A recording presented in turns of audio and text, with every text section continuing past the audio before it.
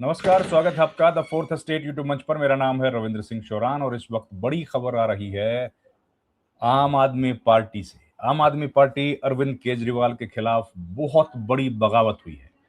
इस वक्त जो खबर है वो 10 में से 7 राज्यसभा सदस्य आम आदमी पार्टी को छोड़ रहे हैं।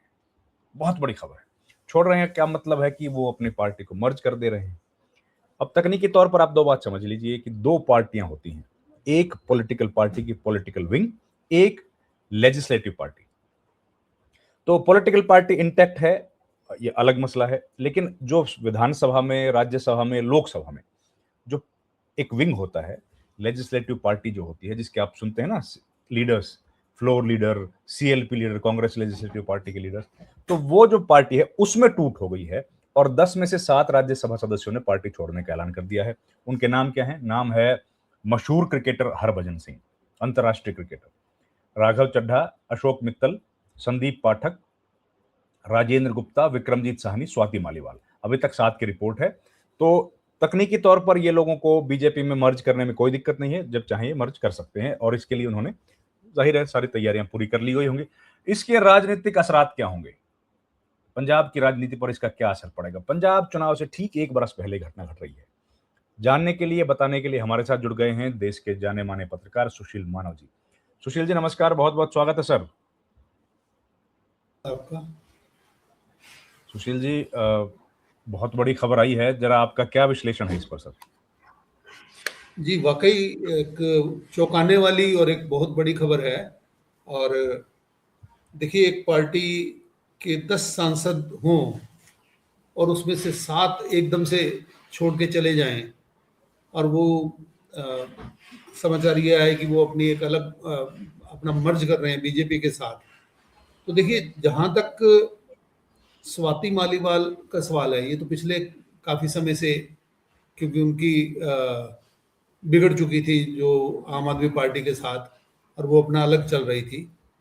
और अभी पिछले दिनों हमने राघव चड्ढा का भी देखा कि उनको राज्यसभा में पार्टी के उप नेता पद से हटाकर उनकी जगह अशोक मित्तल को बनाया गया। मगर देखिए, हैरानी की बात क्या है कि वही अशोक मित्तल जिन्हें पार्टी ने राघव चड्ढा की जगह उप नेता बनाया, अब वो उनके साथ पार्टी छोड़ के बीजेपी के साथ मिल रही हैं। पिछले दिनों में ये भी समाचार आए थे कि अशोक मित्तल क्योंकि कारोबारी हैं, वो लवली प्रोफेशनल यूनिवर्सिटी के चांसलर भी हैं, तो उनके यहाँ ईडी की रेड्स की भी समाचार थे। तो अब इसमें आप एक देखने वाली बात यह है कि जो आम आदमी पार्टी ने राज्यसभा में जो सांसद शुरू से भेजती रही है, जो पहले भी सुशील गुप्ता थे, एनडी गुप्ता थे, या अब भी जो सांसद जो 10 की लिस्ट अब आपके सामने है, जिनमें से 7 लोग जा रहे हैं। तीन जो बच गए वो एनडी गुप्ता बच गए, एक बलबीर सिंह जी, सीचेवाल और संजय सिंह, 3 बच गए बस। संजय सिंह, एनडी गुप्ता और आपके सीचेवाल। बलबीर सिंह सीचेवाल। अब इसमें क्या है कि मैं ये कहना चाहूंगा कि ये बड़े अनलाइकली कैंडिडेट्स को इन्होंने राज्यसभा में भेजा था, जिसके बारे में इनमें से काफी लोग ऐसे हैं जिसमें आप भी मानेंगे कि लोगों को हैरत हुई थी, क्योंकि वो पॉलिटिकल किस्म के लोग उनमें से काफी सारे नहीं हैं। हालांकि जो इनमें से बच गए हैं, बलबीर सिंह सीचेवाल, वो भी एक सामाजिक कार्यकर्ता हैं। और हरभजन सिंह तो एक मशहूर क्रिकेटर हैं जो उनका तो कोई लेना स्पिन देना ही नहीं है। गेंदबाज, इंडिया के बड़े स्पिन गेंदबाज रहे हैं। तो अब ये देखा जाए तो बहुत बड़ा झटका है, और खासतौर पे ऐसे समय में जबकि आम आदमी पार्टी को पंजाब में इलेक्शन लड़ना है अगले साल, जिसमें मुश्किल से 8 से 10 महीने रह रहे हैं। तो ऐसे मौके पे इतना बड़ा झटका वाकई पार्टी के लिए बहुत बड़ा ये नुकसान साबित होगा। क्या असर देख रहे हैं सर पंजाब पर? 2 बातें हैं इसमें। एक ये कि पंजाब को ध्यान में रख के किया गया है जी, इसमें 2 बातें हैं। ये 2 तिहाई वाला जो मामला है ना, बीजेपी बार बार कहती है कि 2 तिहाई बहुमत, 2 तिहाई बहुमत। ये जी राज्यसभा में 2/3 बहुमत की भी एक बड़ी कहानी है, उस तरफ बहुत भी कहानी लेके है जाया इसमें। जाता इसमें इसमें कोई संदेह नहीं है, बट मैं इसमें ये भी कहूंगा कि बीजेपी को ये मौका तो आम आदमी पार्टी ने खुद दिया ना। अगर है। कैसे? अगर वो राघव चड्ढा को उपनेता पद पे पड़ा रहने देते, तो ठीक है कि वो अपनी मर्जी के इश्यूज को उठा रहे थे, चाहे वो उसमें गिग वर्कर्स का इशू उठा रहे थे या और इश्यूज उठा रहे थे, जिसको सही पूछा जाए तो जो एक आज के जो पढ़े पढ़े लिखे लोग हैं वो उसको पसंद भी कर रहे थे। तो अगर वो उसको पार्टी के उपनेता पद पे पड़े रहने देते, उसमें बदलाव नहीं करते, तो शायद ये सब भी चीजें ट्रिगर नहीं होती, क्योंकि उसी के बाद ये शुरुआतें हुई है ना। नहीं, उसके उससे बाद जब तो उन्होंने हमको मालूम उपने पड़ा ना सर, सुशील जी, उसके बाद तो जनता को पता लगा ना, लेकिन बीजेपी तो अपनी नहीं देखो, तैयारी दो पहले से ही दो कर रही चीजें थी। हैं, दो चीजें हैं।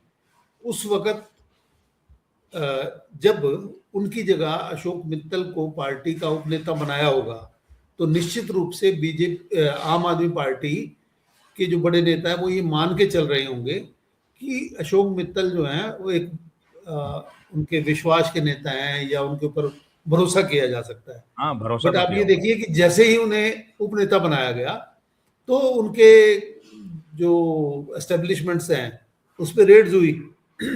अब व्यापारी आदमी जो है वो उतना जो है ना सरकार का सामना नहीं कर पाता है ना। तो ये सब चीजें ट्रिगर तो उसी घटना से हुई है। अगर उनको ये उपनेता के पद पे बने रहने देते, तो मुझे नहीं लगता कि ये चीजें इतनी जल्दी से यहाँ तक पहुंचती।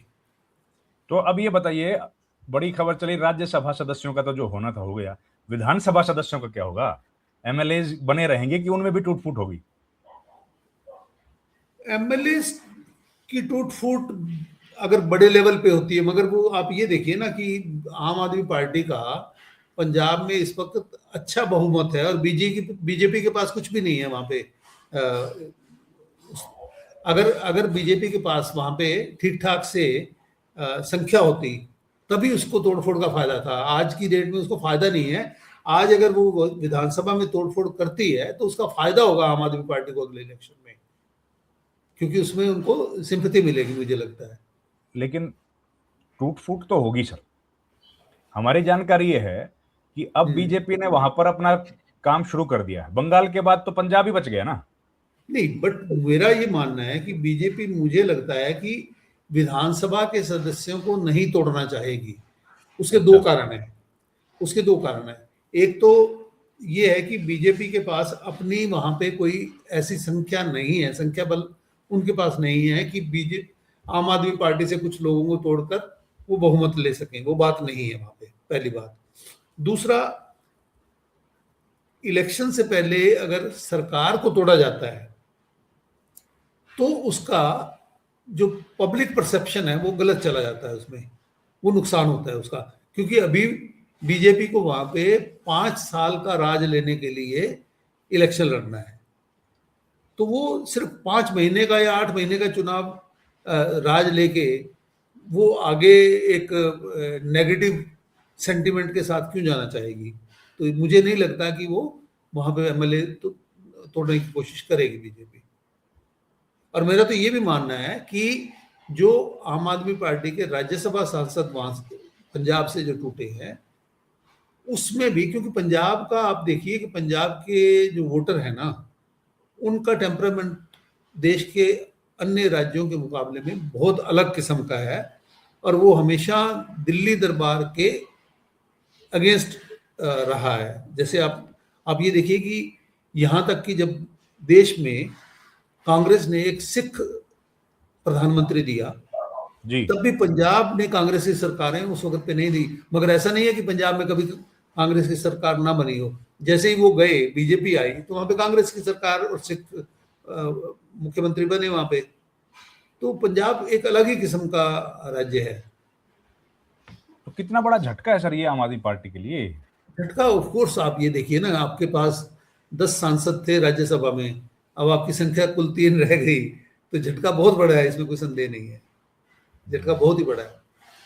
तो इसका विधायक पे, लोकसभा सदस्यों पे, क्योंकि हमने देखा था कि पंजाब में पिछला चुनाव जब लड़ा था बीजेपी ने, तो हम्म। कांग्रेस पार्टी से कई नेताओं को तोड़ा था। हम्म। कांग्रेस से कैप्टन अमरिंदर चले गए थे, राणा गुरजीत सोढी चले गए थे, ऐसे कई सारे लोग थे। जी, वो चीजें जो हो सकती हैं वो होंगी इलेक्शन के काफी करीब आकर, क्योंकि बीजेपी कभी भी अपने दम पर तो वहां पे ना कभी मेजोरिटी में तो आई नहीं है। हालांकि बीजेपी सरकार में जरूर रही है, मगर वो प्रकाश सिंह बादल की श्रोमणी अकाली दल के साथ रही है, और वो वहां पे ज्यादातर शहरी सीटों से चुनाव लड़ती रही है। अब उसको चूंकि अपने दम पे चुनाव लड़ना है, तो उसको ग्रामीण सीटें से भी लड़ना है, तो उसको ग्रामीण के लिए कैंडिडेट तो चाहिए। ग्रामीण के लिए बीजेपी को कैंडिडेट चाहिए, तो वो कैंडिडेट तो बाहर की पार्टियों से आएंगे, चाहे वो कांग्रेस से आएंगे, चाहे वो आम आदमी पार्टी से आएंगे। पर उसको तोड़ने का आज फायदा नहीं होगा उसको ना। आज तोड़ने का मतलब अगर सरकार गिराती है उसको तोड़ के, तो उसका नुकसान हो सकता है, मुझे लगता है। जी, बहुत बहुत धन्यवाद सर आपका। Thank you very much. नमस्कार। धन्यवाद जी, धन्यवाद।